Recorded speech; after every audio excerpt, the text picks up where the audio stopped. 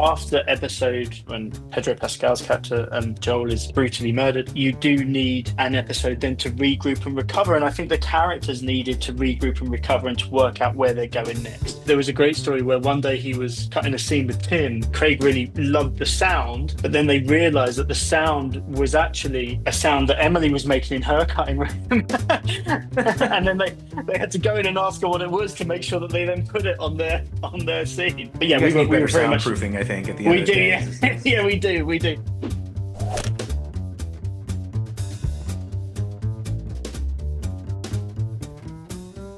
I have a Uh, question about Last of Us, though, if yeah, you yeah, please. because Yeah, yeah. you bore a certain responsibility of cutting the episode after the episode, Oh, right? right. Oh, Because interesting. Yeah, yeah. episode three was like Yeah, everyone must have been like, "Oh, now what do we do?" Like, because it was yeah. just a massive loss.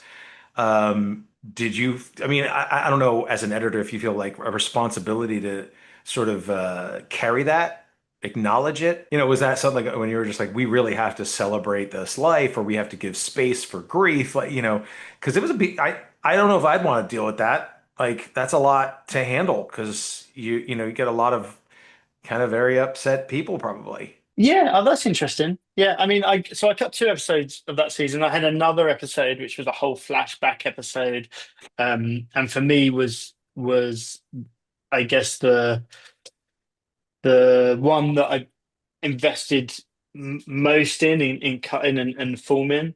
But you're part of a team, right? You, as I say, these shows are made by 100 people, 1,000 people, um, and uh, my job on episode three was to be the editor and to chaperone it through the edit, or steward it through the edit.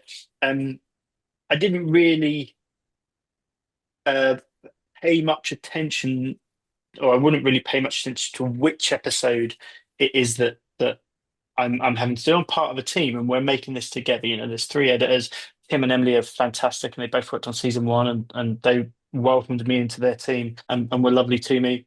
And I'm just glad that I was able to uh, uh, live up to the standard that they'd already set. But I do think story-wise, I do think that after episode two, what happened in episode two when Pedro Pascal's character Joel is brutally murdered.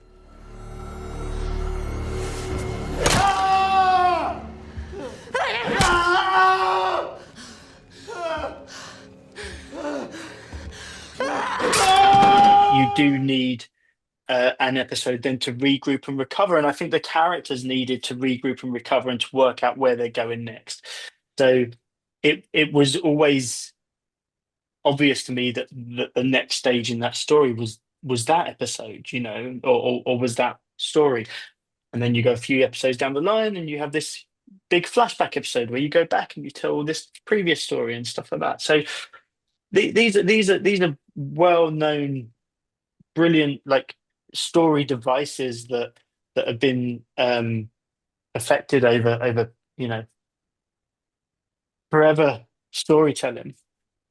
I didn't really think too much in the way that you're asking, about, oh, what do I do here?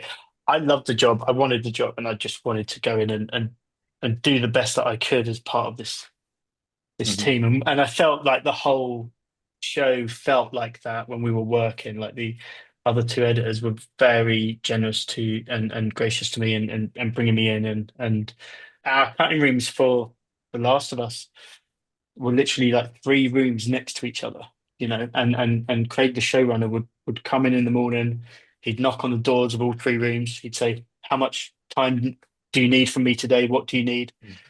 And I'd say, "Oh, can I have an hour?" And Tim might say, "Oh, leave me alone this morning. I'm working on something. Come back this afternoon," and so on. And then he would just bounce between the rooms as we needed him.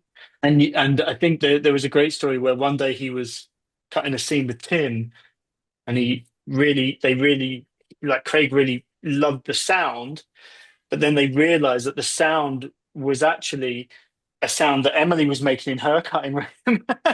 And then they had to go in and ask her what it was to make sure that they then put it on their scene, to use that. He was like, "Oh, there was that great sound when he did this, when there was this bit where they were running away. Like I really liked that." And Tim was like, "Oh no, I don't think that was our Avid. That was someone else's machine. So we need to find out what that was." And they made sure they patched it in at that moment.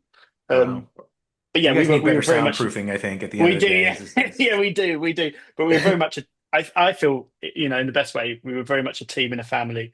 There was us three in our three rooms, and then there was another three assistants all next door to each other, Mm. in the next corridor along. And it was on the Warner Brothers lot. So that for me was a dream to get to work on the Warner Brothers lot, um, where so many great films and TV shows have been made.